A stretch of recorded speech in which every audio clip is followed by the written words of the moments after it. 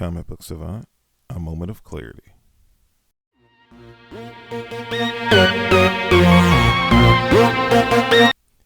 Welcome back to the Comic Book Savant podcast. I'm your host, James Harris.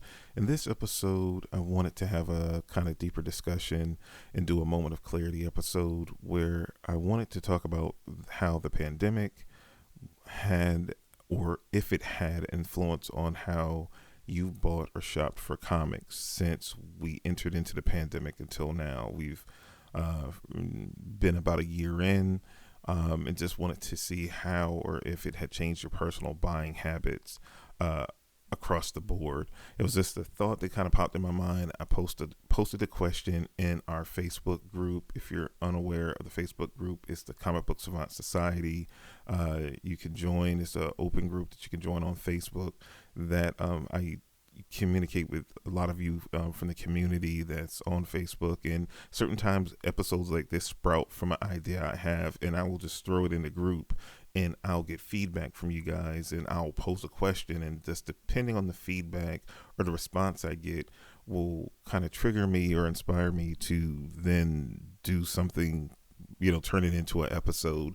And I got so many good responses. I asked everyone that answered the post, and were they okay in me talking about it in an episode, and everybody was cool with it. So I thought it would be a good topic that other people in the community might haven't considered or even thought about. It was just something that kind of randomly popped into my head, and I just thought, this is something worth talking about, so let's talk about it. First off, I can talk about from my perspective. I know my personal buying habits, have changed quite drastically.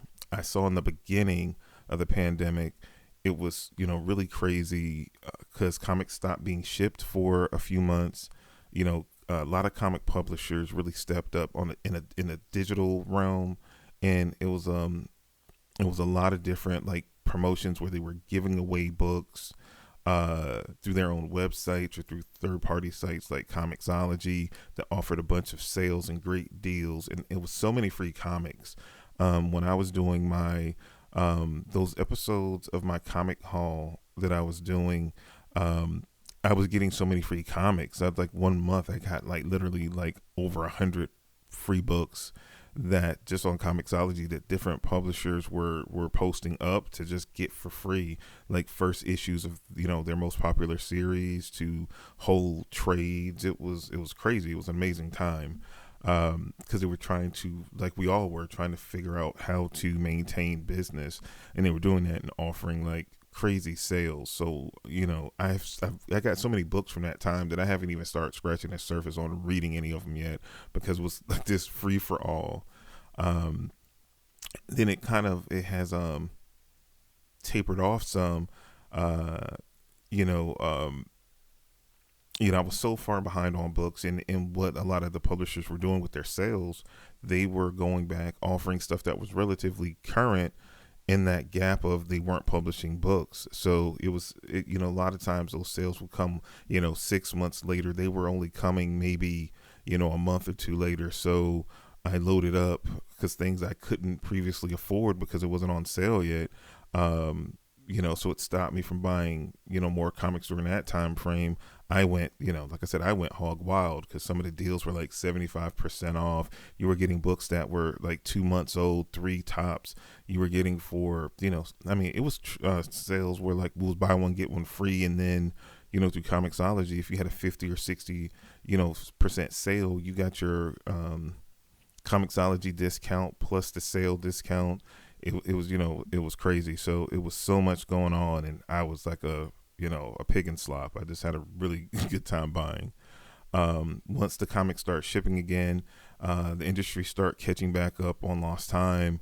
And surprisingly, I find myself, since that point, the industry started back shipping comics, and it was a really big shift in the industry because DC broke away from Diamond Distributors. Now recently, Marvel is doing a similar thing.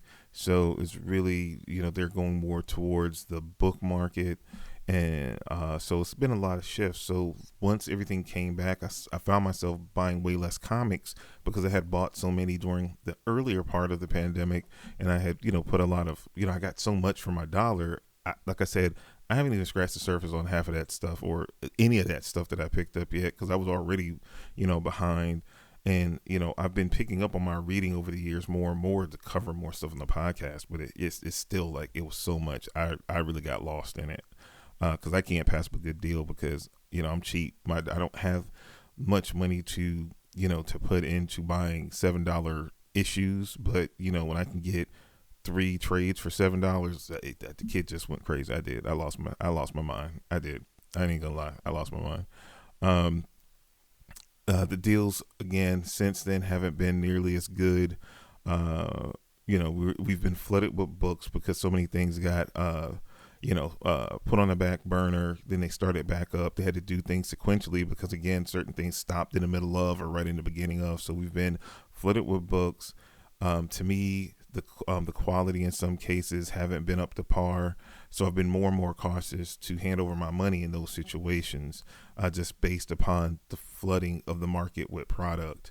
So services such as Comixology Unlimited, free public offerings like Hoopla Digital that we spoke about numerous times have been, worthwhile additions to allow me to still experience more current books and comics at a reasonable cost level and help me keep my overall spending a little more in check because I did spend so much during that time frame, but I got so much for it plus so many free books in there as well. So let me keep that clear.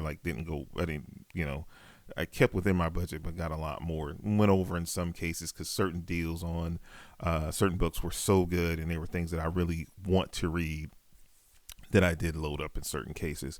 But once I post a question to you guys out there, I got a lot of different responses. And it was the similar question I posed to myself. Had it affected my buying habits, the pandemic? And if so, how? Joe Finesse said, I finally took the plunge and signed up for Comixology. I definitely don't do any frivolous spending like I would have in the past. So he's actually saving money because you're going through Comixology.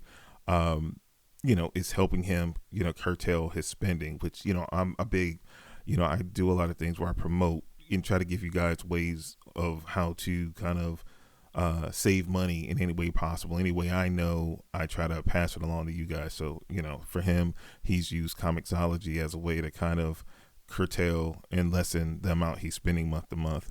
Don said, I'm buying more online and more interested in back issues. Some of the shops around me are still curbside only, which makes browsing difficult. Which is definitely a thing that we tend to deal with. For me, I don't. The only time I tend to buy any physical comics is when I'm gonna do something. When I'm buying stuff to give to you guys, like I've talked about going to Ollie's, bargain outlet that spinner rack, my spinner rack bro, he turned me on to that I found. So like last time I visited Connecticut before all this started, I bought a ton of stuff that I did giveaways a few months ago to everybody. So stuff like that, or if I'm traveling and I see a comic shop, I will tend to stop by and pick something up. Again, mainly for just giveaways. I have a handful of physical comics, things that I've had signed and stuff like that I keep around, but I think I might have less than like 50 issues of physical comics in my possession. Everything I pretty much do now is just I read digital. So I totally see how in certain places it could be hard, or certain shops have closed down locally because of the pandemic. So it's so tough and it's so hard sometimes to sometimes you don't have any alternative but to maybe buy more online through in stock trades and discount comic book services and services like that, or buy digital. So definitely feel Don on that 100%. Wesley Jones chimed in with, I was already pre-ordering through DCBS and using the publisher's apps. I've backed many more Kickstarters and continue to. Recently, I've been filling holes in my physical collection through auctions. I never really been into auctions before outside of comics. I have definitely expanded on streaming services more than I ever thought I would. I definitely agree with that. As far as like with streaming services, I think I'm subscribed to so many, just as far as video streaming services, and it's been so much content about older comic book shows we can go back and rewatch, new shows that are going to be just on streaming services, just like with DC Universe, all their live action shows shifted over to HBO Max. Luckily, through my phone service, I have HBO Max for free as a part of my package, so I get to Titans, Doom Patrol, all those shows got moved over to HBO Max, so that's kind of cool. And that's Warner Brothers affiliated, so you get to see they have the animated movies over there as well, and they rotate the other classic like Warner Brother DC movies on there as well from time to time, so that's cool. Let's see. Ronald Price chimed in with, well, since your influence, I'm now mostly digital, and I subscribe to a few comic streaming services. That is how I roll these days, and no shame about it. And it's whatever works best for you to save the most and get the most bang for your buck. That's what I try to preach. It's like try to get the most out of your money, so you're just not throwing money away. You think about like, and I've been thinking about it even more and more. Right now I'm only subscribed to Comixology Unlimited, but I can see the value even in subscribing to potentially Marvel Unlimited and or what is it now, DC Universe Infinite or whatever Infinite is called, whatever DC's is called now, something Infinite, is advantageous to kind of subscribe to those services, especially if you get a deal, because you think about it, monthly they run, I think DC's ran like $6.99 or $7.99 a month, and I think Marvel is like $9.99 a month. But if you do those under yearly subscriptions, they're both I think under $100. That's not bad. You do have, I think it's a 6-month gap between print and what's on the services, but still that's not bad considering you could easily spend $100 a month for comics. So if you think about, you spend between Comixology Unlimited, DC Infinite, DC Universe Infinite, and Marvel Unlimited, maybe $300, and you think about that kind of countering what you might spend physically, and you could do the numbers and see if you're willing to wait those 6 months for certain big storylines, that you could save yourself quite a bit of money. So Ronald, like, I applaud you. It's like, I feel you. I'm there. I preach it and I talk about it, but I know everybody's preference when it comes to how they read and consume their comics is a totally different thing. I'm constantly in a state of flux. I stick with digital.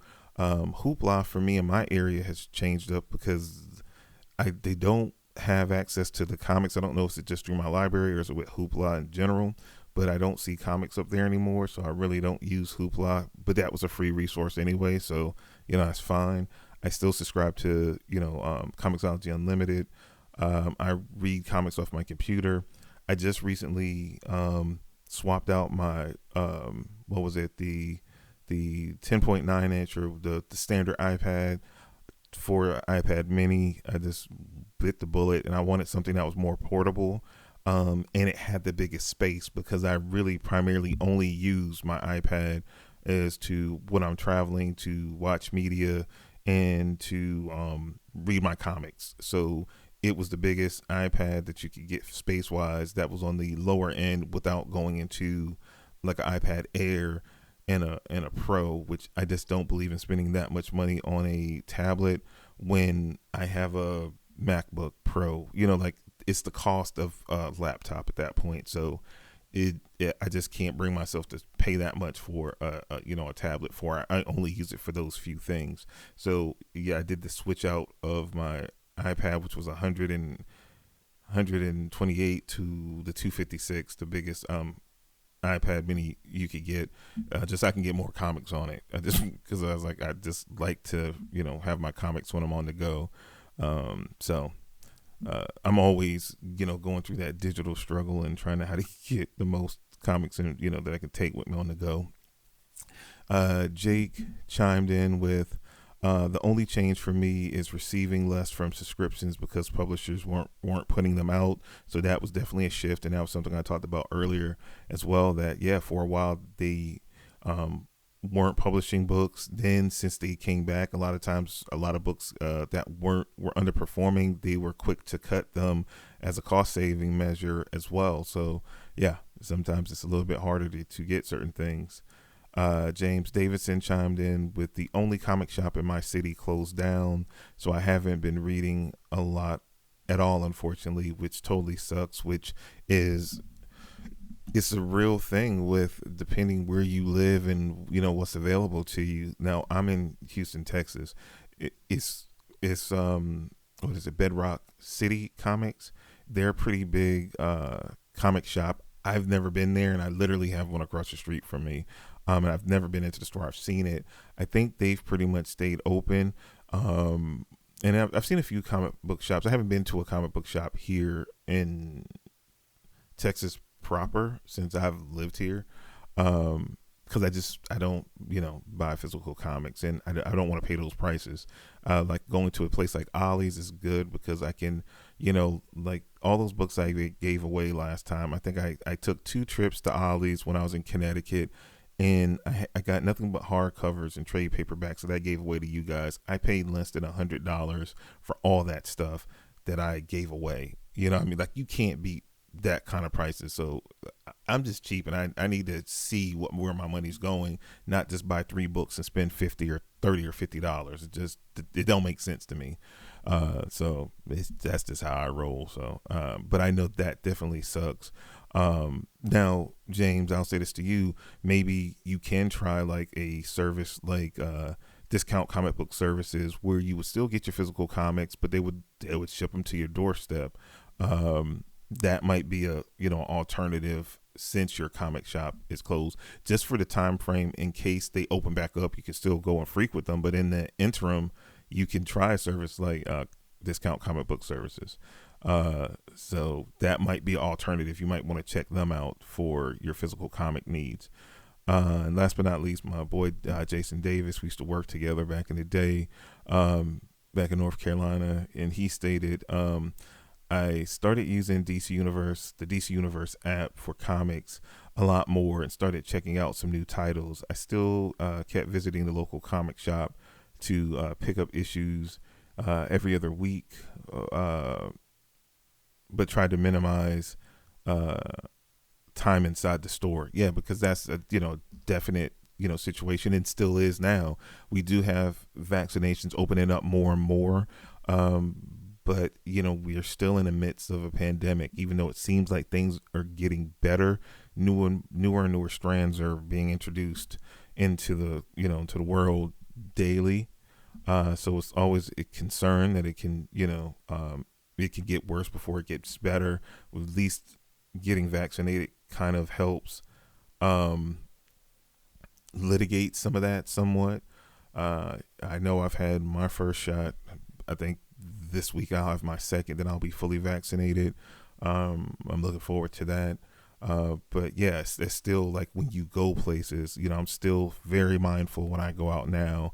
Even though in Texas they loosen the law of being masked up, mostly all businesses. I don't think I've been into a business that don't still require a mask.